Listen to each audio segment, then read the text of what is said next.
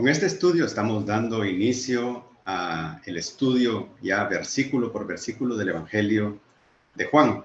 Ya tuvimos dos estudios de contexto, uno contexto general y el otro contexto directamente de los escritos del Evangelio de Juan.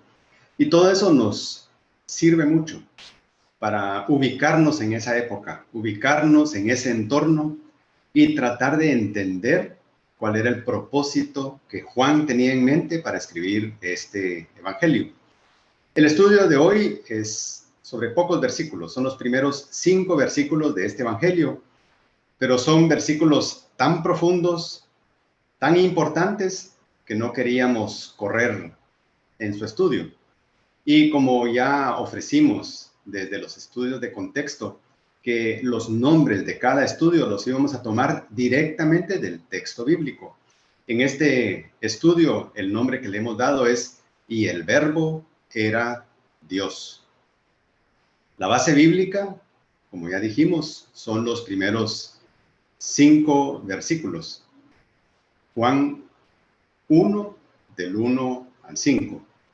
Y estos 5 versículos son parte de un prólogo mucho más largo, que llega hasta el versículo 18.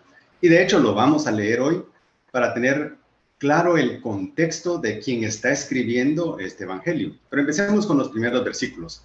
Dice: en el principio ya existía el Verbo, y el Verbo estaba con Dios, y el Verbo era Dios. Él estaba en el principio con Dios. Todas las cosas fueron hechas por medio de Él, y sin Él nada de lo que ha sido hecho fue hecho. En Él estaba la vida, y la vida era la luz de los hombres. La luz brilla en las tinieblas, y las tinieblas no la comprendieron. Continúa el prólogo. Esto no lo vamos a estudiar hoy, pero es parte del prólogo. Vino al mundo un hombre enviado por Dios, cuyo nombre era Juan. Este vino como testigo para testificar de la luz, a fin de que todos creyeran por medio de él. No era él la luz, sino que vino para dar testimonio de la luz. Existía la luz verdadera, que al venir al mundo alumbra a todo hombre. Él estaba en el mundo, y el mundo fue hecho por medio de él, y el mundo no lo conoció. A lo suyo vino, y los suyos no lo recibieron, pero a todos los que lo recibieron les dio el derecho de llegar a ser hijos de Dios, es decir, a los que creen en su nombre, que no nacieron de sangre, ni de la voluntad de la carne, ni de la voluntad del hombre, sino de Dios. El Verbo se hizo carne y habitó entre nosotros, y vimos su gloria, gloria como del unigénito del Padre, lleno de gracia y de verdad. Juan dio testimonio de él y clamó: este era del que yo les decía, el que viene después de mí es antes de mí, porque era primero que yo. Pues de su plenitud todos hemos recibido, y gracia sobre gracia, porque la ley fue dada por medio de Moisés. La gracia y la verdad fueron hechos realidad por medio de Jesucristo. Nadie ha visto jamás a Dios. El unigénito de Dios, que está en el seno del Padre, Él lo ha dado a conocer.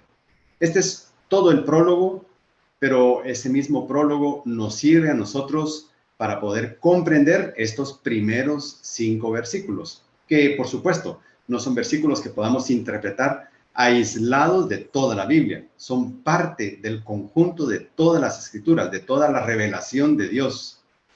Y como introducción podemos decir que este evangelio inicia sin ningún saludo, sin ningún preámbulo previo. Parece complicado, y de hecho el inicio lo es. Y no solo es complicado, sino que es profundo. Y a primera vista uno podría verlo como un trabalenguas de la palabra verbo, pero no lo es. No es un trabalenguas. Es complejo, pero lo vamos a ir viendo parte por parte para poder comprender la profundidad de lo que Juan estaba queriendo comunicar. ¿Cuál era el propósito que tenía Juan para escribir este evangelio? Eso ya lo vimos en el contexto. ¿Y por qué era necesario que Juan comenzara de esta manera? Eso lo veremos hoy. Juan 20:31 dice así: pero estas se han escrito para que ustedes crean que Jesús es el Cristo, el Hijo de Dios, y para que al creer tengan vida en su nombre. Juan es intencional al empezar así, pues él quiere que todos sepan dos cosas esenciales: que Jesús es Dios y que Jesús no solo es Dios, es el único camino para alcanzar salvación. Y el judío al que Juan le está escribiendo, porque Juan era un hebreo semita y le estaba escribiendo a judíos creyentes, ellos entendían el vocabulario de Juan, ellos entendían la forma de escribir, y aunque a nosotros nos parezca trabalenguas y complicado, para ellos estaba muy claro. Ellos entendían cuando Juan hablaba del verbo, del memra, y memra es verbo, solo que en arameo, y el Targum judío, que era una paráfrasis del Antiguo Testamento para que se entendiera mejor. El Antiguo Testamento estaba escrito en arameo, y todas las veces que el Antiguo Testamento hablaba del verbo, de la palabra de Dios, hablaba de memra. Y también los que estaban escuchando o leyendo este evangelio entendían el griego y entendían la palabra logos, que significa palabra.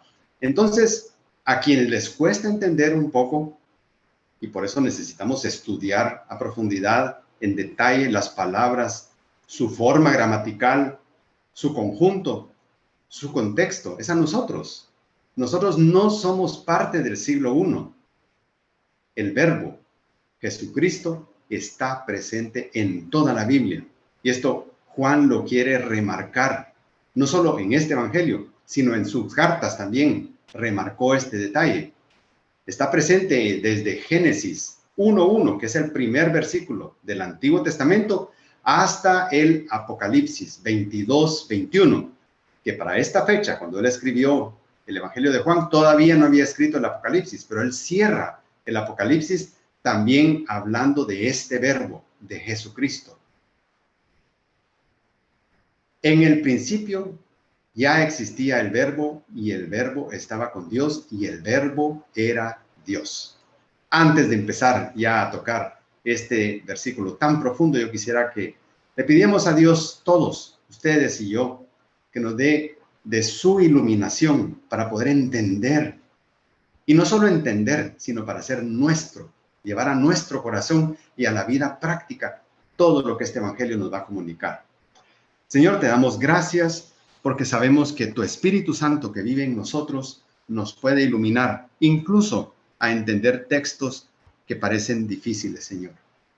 Yo te ruego que tú nos des sabiduría, entendimiento, prudencia también, y que nos ayudes a quitar cualquier cosa que nos impida ver la verdad. Si en algún momento, Señor, hemos aprendido mal la verdad, pues, Señor, danos la humildad para reconocerlo y poder desaprender y reaprender. Queremos hacerlo, Señor. Queremos ser leales a ti, leales a tu palabra, más que lealtad a cualquier otro. Leales a ti y a tu palabra. Te damos gracias, Señor, por la oportunidad de estudiar este pasaje tan importante de la Biblia, y lo hacemos, Señor, en tu nombre y para tu gloria. Oramos, Señor, en el nombre de Cristo. Amén. Empecemos entonces. En el principio ya existía el verbo. Juan inicia su evangelio con un axioma, y un axioma es una verdad tan evidente que no necesita demostración. Un ejemplo de un axioma muy similar al que usa Juan aquí está en Génesis 1:1. En el principio Dios creó los cielos y la tierra. Ahí hay un axioma. La Biblia en ningún momento vemos que haya textos o párrafos que se dediquen a justificar la existencia de Dios, a explicar la existencia de Dios. No, la Biblia desde un inicio da por sentado que Dios existe. Por eso decimos, ese es un axioma. Es una verdad tan evidente que no necesita demostración. Y el segundo axioma que encontramos en Génesis 1:1 es: Dios es eterno y Dios es creador de todo lo creado. Esos son axiomas de Génesis 1:1, pero también Juan 1:1 inicia con este axioma: el verbo existe, el verbo es eterno y el verbo es anterior a todo lo creado. Ese es un axioma. Si vemos en 1 Juan 1:1, que es una de las cartas escritas por Juan, empieza así: lo que existía desde el principio, lo que hemos oído, lo que hemos visto con nuestros propios ojos, lo que hemos contemplado y lo que han tocado nuestras manos. Esto escribimos acerca del verbo de vida.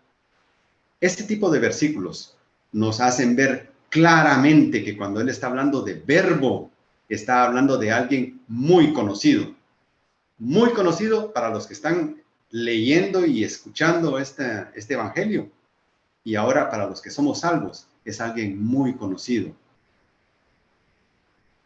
En el principio ya existía el verbo y el verbo estaba con Dios y el verbo era Dios. ¿Por qué era tan importante que Juan iniciara su evangelio así? Si recordamos el propósito del autor, ¿cuál era? Está en Juan 20:31, ya en el epílogo del evangelio. Pero estas se han escrito para que ustedes crean. ¿Crean qué? Que Jesús es el Cristo, que Jesús es el Hijo de Dios, que Jesús es el Mesías prometido. Y para que al creer, para que no se quede en un conocimiento intelectual, tengan vida en su nombre. Jesús es el Cristo. Si Jesús es el Cristo, si Jesús es el Hijo de Dios, Jesús es Dios. Y por lo tanto, Jesús es eterno. Y aquí es importante que veamos ese concepto de eternidad o de infinitud. Depende si lo miramos en el espacio o lo miramos en el tiempo. Pensemos ahorita, por claridad, pensemos en una línea recta que se extiende en un extremo hasta el infinito y se extiende en el otro extremo hasta el infinito. Diríamos que esta línea recta es infinita porque no tiene principio ni tiene final. Ese es el concepto de eternidad en el tiempo. Es una eternidad hacia el pasado que no tiene inicio y una eternidad hacia el futuro que no tiene final. Pero dentro del concepto de infinito hay otro caso. Es el caso de una línea, por ejemplo, que tiene inicio conocido, pero que no tiene final. Se extiende hacia el infinito. Eso también se conoce como infinito, pero es un infinito con inicio, sin final. El otro es un infinito sin inicio y sin final.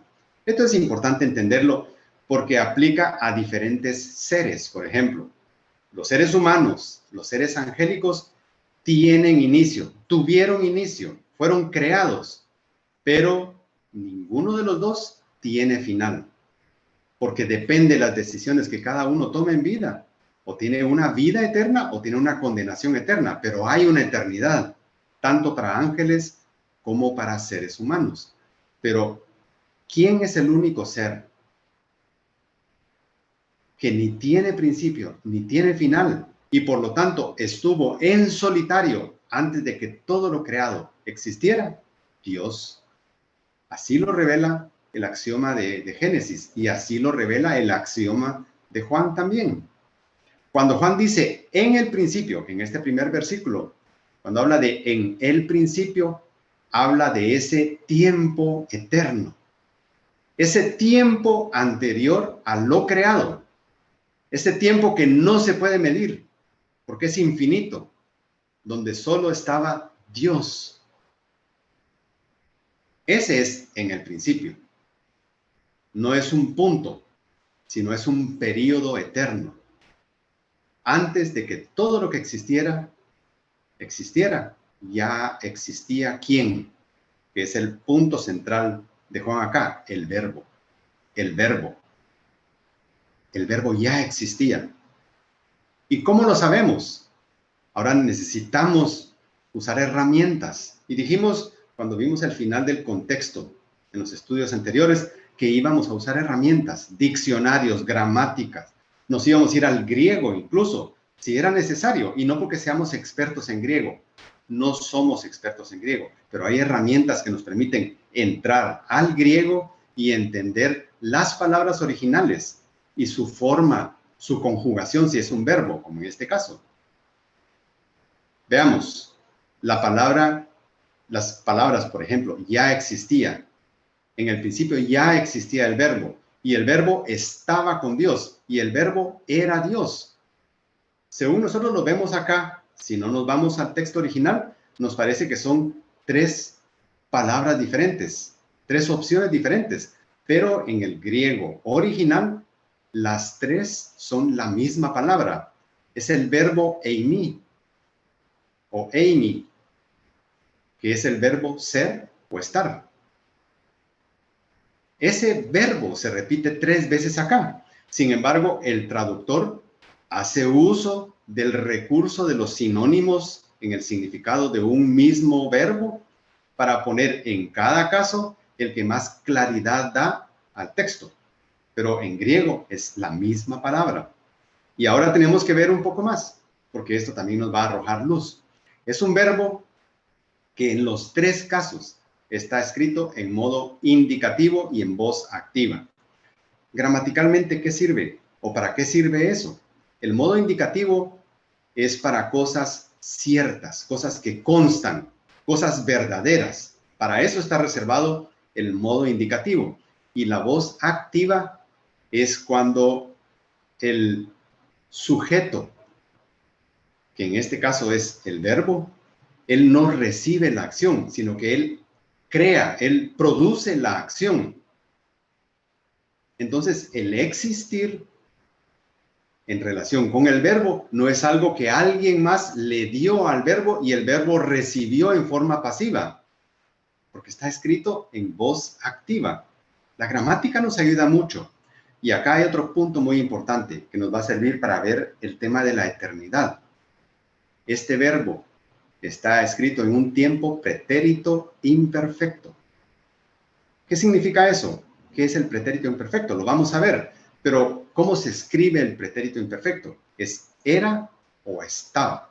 Entonces ya podemos ver que cuando escribe acá estaba o era, son opciones de un mismo verbo en pretérito imperfecto.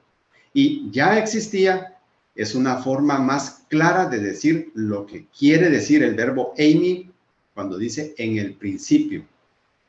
Otra opción sería poner en el principio era el verbo, pero ahí no es tan claro el significado de la palabra era o del verbo era como poner ya existía. Miremos un caso. Si el principio hipotéticamente se refiriera a un punto donde nada, absolutamente nada existe hacia atrás, entonces usar gramaticalmente un pretérito imperfecto sería absurdo. ¿Por qué? ¿Cuál es la implicación del pretérito imperfecto? El pretérito imperfecto habla de algo que viene del pasado, pero que continúa en el presente y que su fin no está especificado. Eso es el pretérito imperfecto. Y nosotros entendemos y sabemos que la Biblia ha sido revelada por Dios, palabra por palabra. No hay errores. Entonces, si acá usó pretérito imperfecto, es porque el verbo es anterior a todo lo creado. Viene desde antes de todo lo creado y su fin no está especificado. Continúa en el presente. Para que ese imperfecto sea viable, este texto, cuando dice en el principio, tiene que estar hablando de ese tiempo eterno, de esa eternidad antes de la creación. Y Juan afirma claramente que el verbo es eterno, sin principio y sin final. Juan habla también de el verbo. Y aquí volvemos a usar recursos gramaticales. Él es un artículo definido. Un artículo indefinido sería un. En el principio existía un verbo, no dice así, dice el verbo, es un artículo definido. ¿Qué hace un artículo? Frente a un sustantivo, convierte a ese sustantivo en único, en irrepetible. Entonces, cuando dice en el principio ya existía el verbo, quiere decir que no hay otro verbo. Ese verbo es único. Colosenses 1:17 dice, y Él es antes de todas las cosas, y en Él todas las cosas permanecen. En el principio ya existía el verbo, y el verbo estaba con Dios, y el verbo era Dios. Y acá vamos a ver que Dios aquí no tiene artículo, porque ponerle artículo también tiene implicaciones, pero lo vamos a ver. Dice acá, estaba con Dios y el verbo era Dios. Este Dios que está acá es la palabra Theos. Nadie podía coexistir con Theos, o sea, con Dios, en ese tiempo eterno, sin ser Dios. ¿Por qué? Porque si no es Dios, entonces sería una criatura y no podría estar coexistiendo con Dios el Padre en ese tiempo eterno. En la frase final de este versículo, en el texto original, está Theos, sin absolutamente ningún artículo, ni determinado ni indeterminado, sin artículo. Ahora es importante esto, que notemos esto. Veamos que dice Juan 17, 3 y 5. Y esta es la vida eterna, que te conozcan a ti, el único Dios verdadero. No hay otro. Y a Jesucristo, a quien has enviado. Y ahora glorifícame tú, Padre, junto a ti, con la gloria que tenía contigo, coexistencia, que tenía contigo antes que el mundo existiera. El verbo existía eternamente antes de todo lo creado. Ahora, lo importante acá, de que este Theos no tiene artículo, es porque si tuviera artículo, dijera, por ejemplo, y el verbo era un Dios, la implicación que tendría eso es que el verbo es uno de más dioses. Y quiero decir, tristemente hay grupos que así mismo se llaman cristianos, sin embargo, han trastocado el texto original agregándole un artículo a la palabra Dios. La palabra que han agregado es el artículo un, y el verbo era un Dios, minimizando la deidad de Cristo, convirtiéndolo en un ser creado, un ser divino de segunda categoría. Pero como ya vimos en el contexto, hay manuscritos tan antiguos que se acercan a inicios del siglo II, pocos años después de que Juan escribiera su evangelio, y no tienen ningún artículo, la palabra Theos. Entonces, cuando ellos agregan, es maliciosamente, es porque quieren justificar una redacción diferente para justificar una doctrina diferente. Ese ya no es el evangelio de Jesucristo, es otro evangelio de otro Jesucristo, pero no es del verdadero verbo. El verbo era Dios. Y si el verbo es Dios, tiene todos los atributos esenciales del ser de Dios. Es único, el verbo es eterno, el verbo es infinito, el verbo es un ser personal. Él no cambia, no muta. Él todo lo puede, Él todo lo sabe, y Él está presente en todo momento y en todo lugar. Esas son cualidades eternas que tiene el verbo. Jesús mismo lo dice en Apocalipsis 1:8. Yo soy el alfa y la omega, dice el Señor Dios, el que es, y que era y que ha de venir, el Todopoderoso. Él mismo está hablando de sí mismo con atributos eternos. ¿Se dan cuenta? Ser detallista en la gramática nos ayuda mucho. Él, y ahora aquí ya está usando un pronombre, pero está hablando de el verbo. Él, el verbo, estaba en el principio con Dios. Y este segundo versículo es como que fuera un resumen del primero. El verbo estaba en ese principio eterno y por lo tanto es eterno. Estaba con el Padre y por lo tanto ambas personas son el único Dios. Y acá tenemos que recordar un concepto que, si bien ese concepto, el nombre de ese concepto, Trinidad, no está en la Biblia, y no hay ningún problema que no esté en la Biblia la palabra Trinidad, porque el concepto de Trinidad sí está en la Biblia. En muchos lugares de la Biblia lo podemos encontrar. Durante el bautismo de Jesús, cuando Jesús está diciéndole a sus discípulos que va a rogar al Padre que mande otro consolador. Ahí vemos las tres personas de la divina Trinidad, el Padre, el Hijo y el Espíritu Santo. Ahí el Hijo está hablando de que va a hablar con el Padre para que el Padre mande al Espíritu Santo. Son versículos trinitarios. Entonces, no está la palabra Trinidad, pero sí está el concepto trinitario. Y Juan está hablando acá especialmente de dos de las tres personas de la Trinidad, el Padre y el Hijo. Y veamos en Génesis 1:26, que es un versículo trinitario. Dice, y dijo Dios, singular, el único Dios verdadero, hagamos, plural. Eso no es un absurdo, ni es una mala redacción, ni es un error. Dijo Dios, singular, hagamos al hombre, a nuestra, plural, imagen, conforme a nuestra, plural, semejanza, y ejerza dominio sobre los peces del mar, sobre las aves del cielo, sobre los ganados, sobre toda la tierra y sobre todo reptil que se arrastra sobre la tierra. Aquí debemos tratar de comprender un punto que es muy difícil, pero es importante que lo entendamos.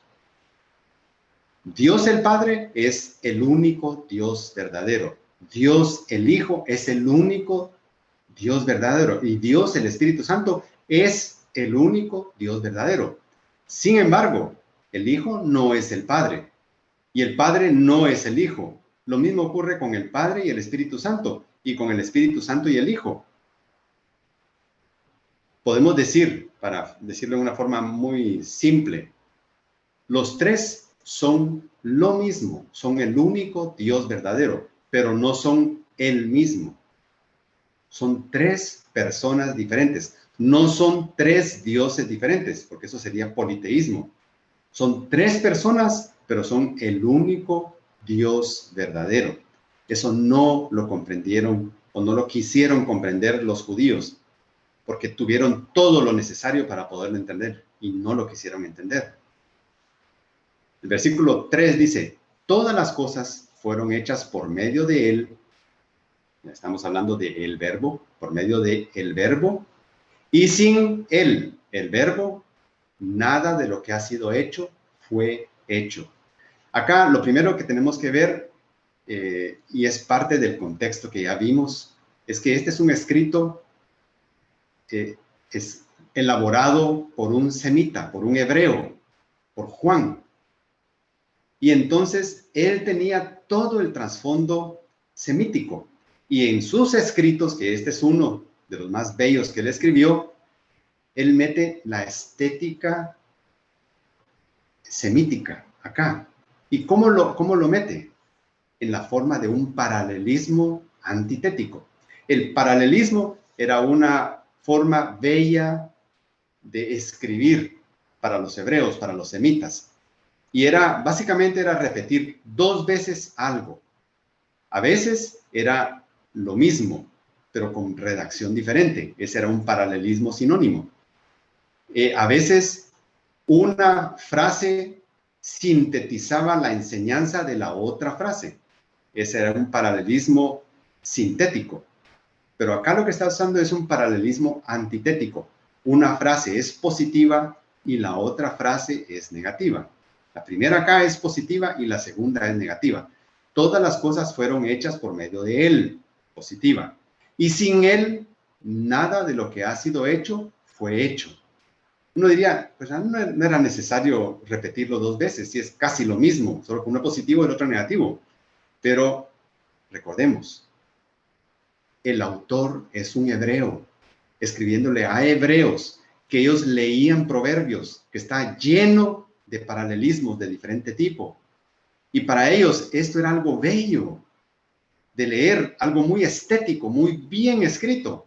Entonces él tiene pensado, ¿quién es el que va a leer esto?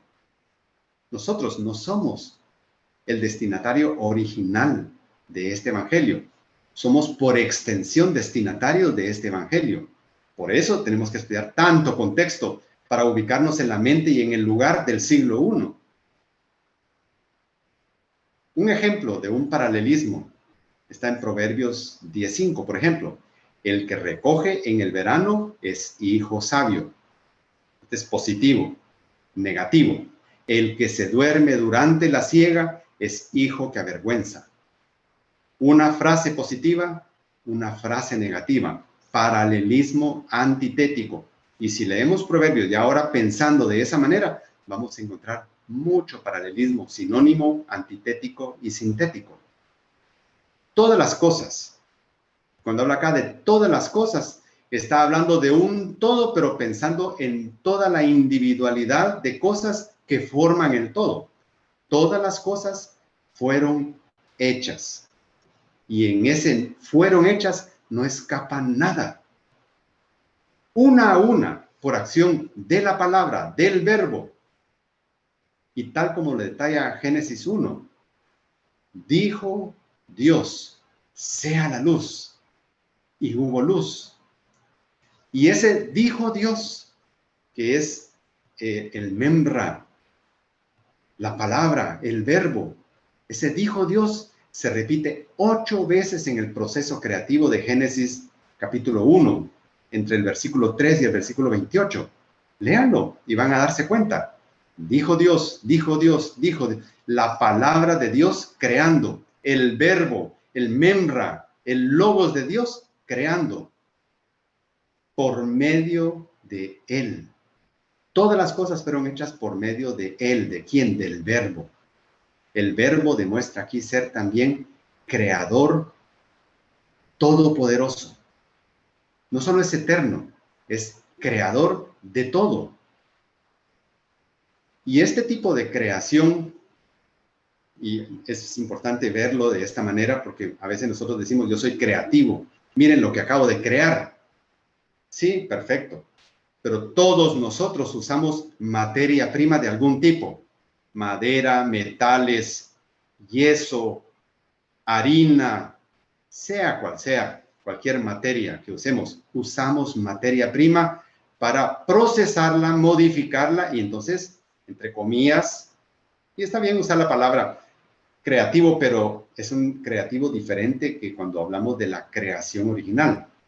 Cuando hablamos de la creación original, estamos hablando de una creación ex nihilo. Ex nihilo quiere decir de la nada. Es crear algo sin materia prima. Eso jamás ningún ser humano lo ha podido hacer, ni en laboratorio, ni en forma experiencial. No lo ha podido hacer. Solo Dios es el único que pudo crear ex nihilo todas las cosas. Ahora, ya para todos nosotros existen muchísimas materias primas para ser creativos. Todas las cosas fueron hechas por medio de Él, el verbo, y sin Él, el verbo, nada de lo que ha sido hecho fue hecho. Pero todas las cosas no incluyen al verbo. Si todas las cosas incluyeran al verbo, esta frase sería un círculo absurdo. ¿Por qué decimos que sería un círculo absurdo? Porque el creador de todo no puede ser al mismo tiempo su propia creación. Eso es absurdo. Y la Biblia no está escribiendo aquí algo absurdo. Ya está aclarado. El verbo es anterior a toda la creación. Entonces, perfectamente el verbo, siendo Dios, siendo el único Dios verdadero, crea todo, ex nihilo. Colosenses 1:16 dice, porque en Él, está hablando aquí del verbo de Jesucristo, fueron creadas todas las cosas, tanto en los cielos como en la tierra, visibles e invisibles, sean tronos o dominios o poderes o autoridades. Todo, absolutamente todo, ha sido creado por medio de Él y para Él.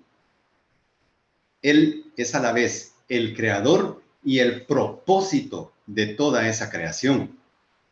Y cuando habla aquí de todas y de todo, está hablando de absoluto, pero absoluto de todo lo que puede ser creado.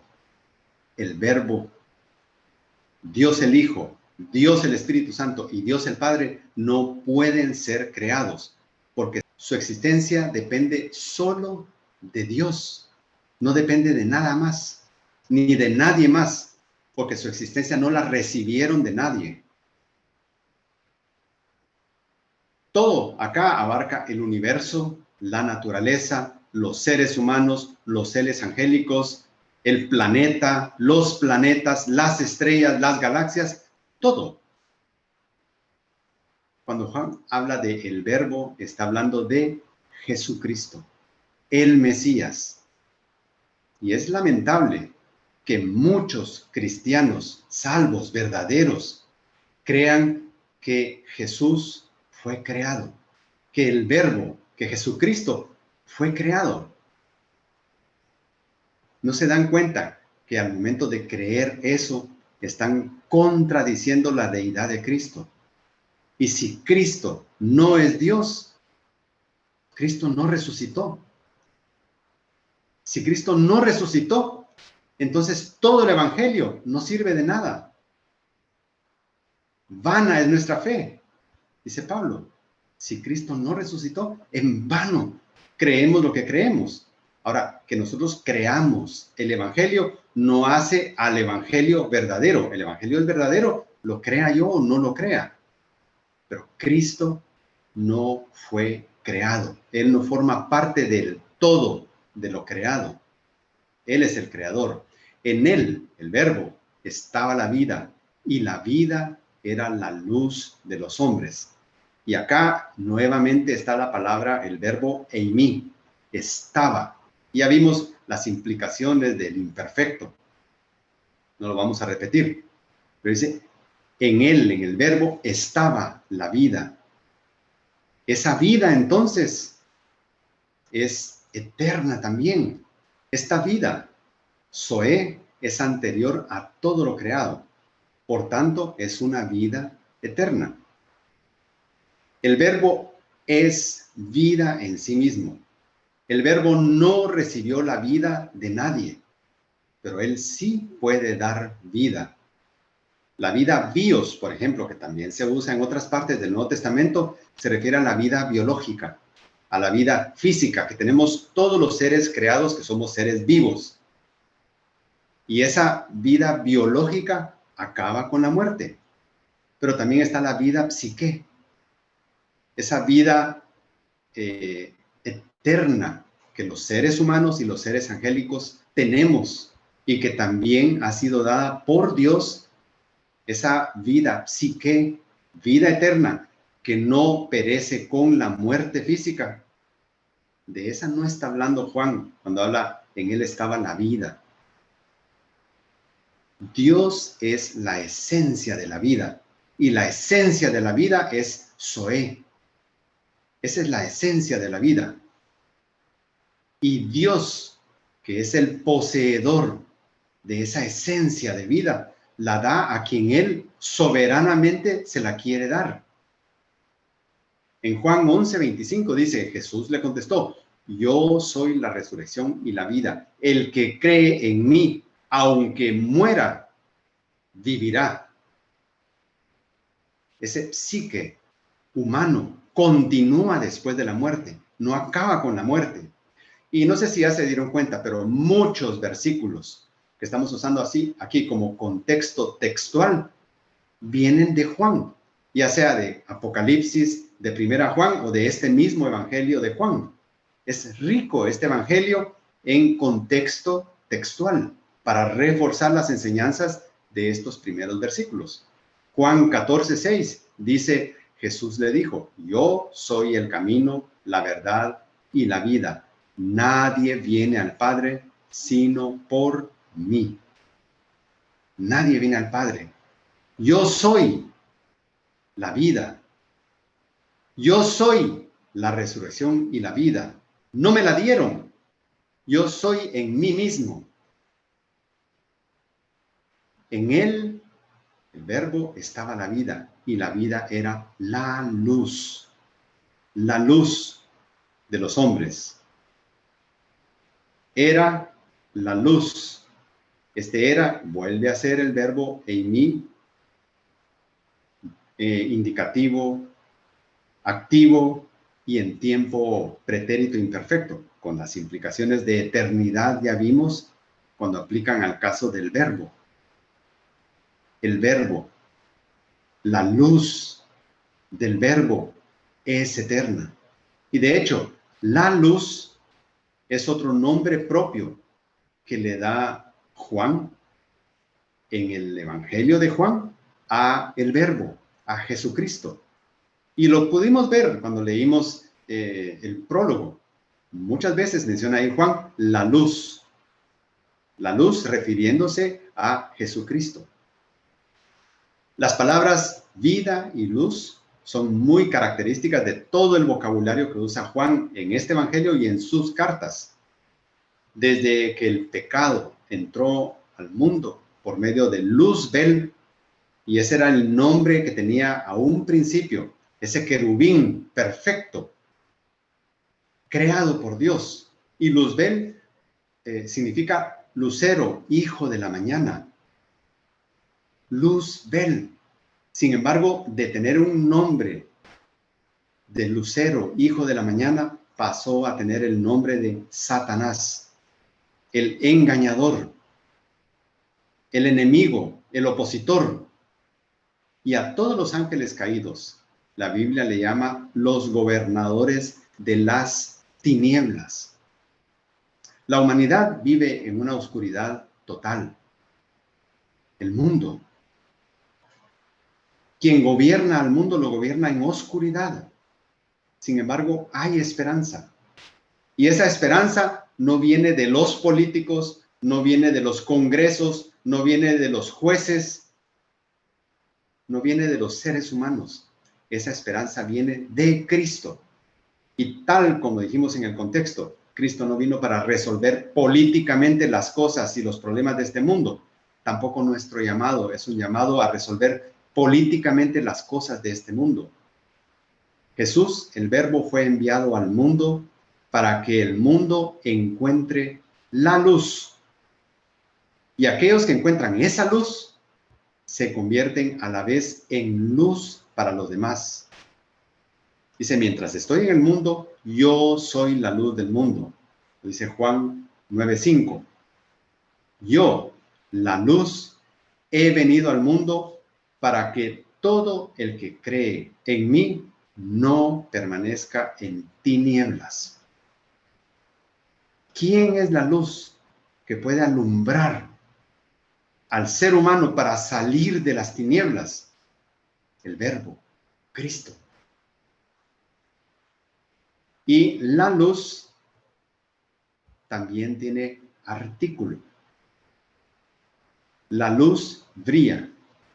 Cuando dice que tiene artículo, o decimos que tiene artículo, ya dijimos, esa luz se convierte en la única opción, en la única esperanza, en la única que puede dar salvación. Por eso dice la luz. No dice una luz brilla. Una lámpara, por ejemplo, hace posible ver lo que la oscuridad mantiene en oculto. Ese es el trabajo de una lámpara, de una linterna, de una vela.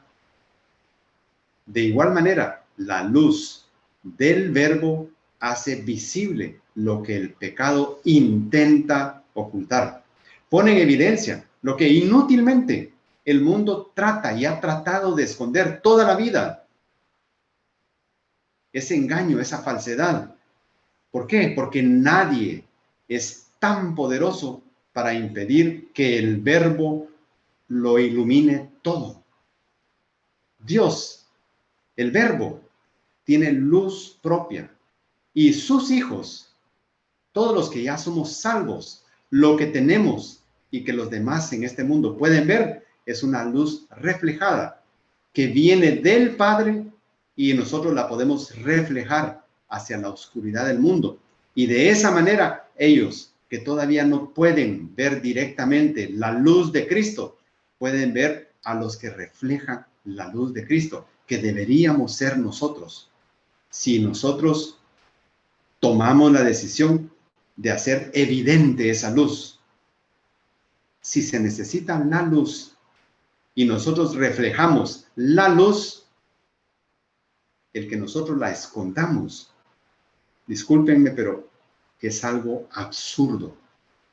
Si yo soy un hijo de luz, porque ya he creído en Jesucristo como mi Señor y Salvador, y yo decido esconder esa luz, en mi corazón hay propósitos muy oscuros y muy absurdos también. Porque eso que para mí se ha convertido en la solución eterna a mi gran problema, a mi problema de precio impagable, yo estoy decidiendo esconderla de otros. Y eso no se debe hacer. Hacerlo es un absurdo. Lucas 8:16 dice, nadie enciende una lámpara, y acá está Jesús enseñando algo para que quien está escuchando, y somos nosotros, veamos lo absurdo de hacer. Nadie. ¿A quién? Es como que Jesús estuviera diciendo, ¿a quién se le ocurre encender una lámpara y luego de encenderla, cubrirla con una vasija o ponerla debajo de una cama? ¿A quién se le ocurre? ¿Por qué eso no se hace? Porque es absurdo. ¿Por qué se enciende una lámpara? Para alumbrar, sino que la pone sobre un candelero para los que entran vean la luz. Ahora, ¿qué propósitos podría tener yo para ocultar esa luz? Primero podría ser porque mi pasado me persigue y me angustia y me aflige que cuando yo hable de Jesucristo, la gente se recuerde de mi pasado y me eche en cara mi pasado. Eso tiene solución, enfrentando mi pasado y dando un testimonio público de que sí, efectivamente, ese fue mi pasado. Pablo se atrevió a hacer eso. Sí, yo perseguí, yo maté cristianos, yo di el visto bueno para que mataran a Esteban, diciendo frente a amigos de Esteban. Él confrontó su pasado. Igual podemos hacer nosotros. Pero también hay otro propósito por el que yo pueda decidir esconder la luz que ya mora en mí. Y es porque yo quiero seguir teniendo la libertad para pecar cuando yo decida pecar. Pero ahí yo estoy jugando con fuego. Porque yo sé que el momento en que yo diga que yo soy de Cristo, que sigo a Cristo, todo lo demás me van a ver en cada cosa que haga yo, me van a estar observando los detalles de mi vida. Y eso a mí me va a poner en una posición que si yo soy una persona inmadura y egoísta, es una posición incómoda, porque yo quiero tener libertad. Pero nuestro llamado es más alto y superior a esa angustia de un pasado que nos persigue o del deseo de tener la libertad para hacer lo que querramos. Porque también debemos saber que si nosotros deliberadamente pecamos, tenemos consecuencias y vamos a tener que soportar consecuencias. Entonces, ¿qué tenemos que hacer? Si ya la luz brilla en nuestro corazón, es reflejar esa luz. Y ese es el propósito de Juan al escribir su evangelio, que conozcamos la luz, pero que después seamos luz. La luz brilla en las tinieblas. Aquí las tinieblas se deben entender en un sentido metafórico. No es solo la oscuridad que vemos en la noche si apagamos todas las luces. No, es una metáfora. No se refiere literalmente a esa onda o esa partícula que es un parámetro físico, sea como lo queramos ver, porque hay dos teorías para esto, en cuanto a la luz visible, a la luz que estudia la física. No es esto. Se refiere esta oscuridad al área de influencia del príncipe de las tinieblas. ¿Y quién es ese príncipe de las tinieblas? Satanás. Su área de influencia son las tinieblas. Es ese reino de oscuridad donde tiene su trono el engañador, el enemigo. Sin embargo, ese reino no es algo místico, no es algo imaginario, no es algo mitológico, mítico. No, es real. Es tan real como la realidad que vive todo aquel, cotidianamente, todo aquel que aún no es salvo. Vive en esa oscuridad. Efesios 5:8 dice, porque antes ustedes eran tinieblas, pero ahora son luz en el Señor. Anden como hijos de luz. Miren, esto es lo que estábamos hablando. Una vez que nosotros conocemos a Jesucristo como nuestro Señor y Salvador, ¿cuál es nuestro llamado? Nuestro llamado trascendente y más importante en la vida, más que realizarnos económicamente, profesionalmente. Nuestro llamado es andar como hijos de luz para que otros puedan ver la luz de Cristo. Ese es un llamado trascendente, importante. Ustedes son la luz del mundo. Y miren, aquí está hablándole Jesús a nosotros, a cada uno de nosotros. Y no podemos eludir eso. No podemos decir, no lo sabía.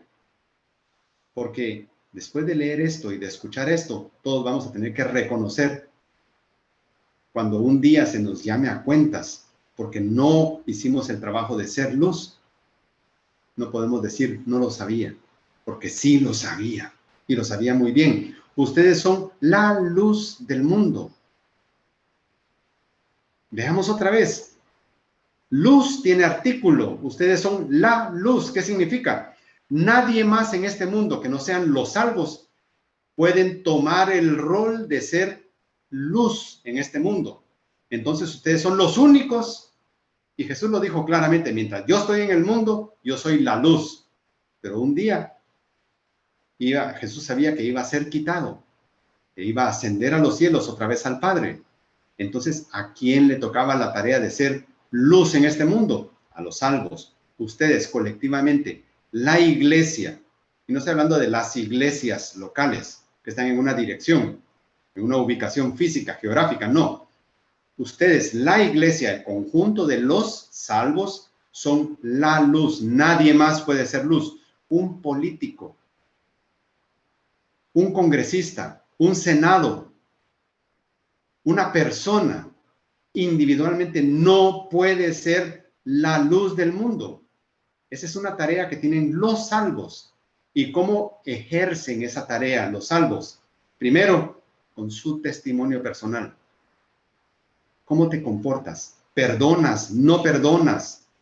¿Cómo eres con los demás? ¿Cómo eres en tus negocios? Esa es la primera forma en la que nosotros podemos mostrar que somos luz. Y después, con nuestras palabras, con el testimonio de la transformación que Dios ha hecho en nuestra vida, en nuestro corazón. Ustedes son la luz del mundo. La luz brilla en las tinieblas y las tinieblas no la comprendieron.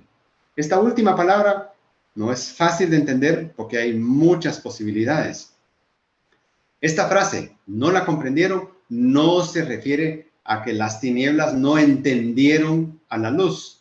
No ese es el concepto acá, ni el significado, ni la acepción de la palabra comprendieron.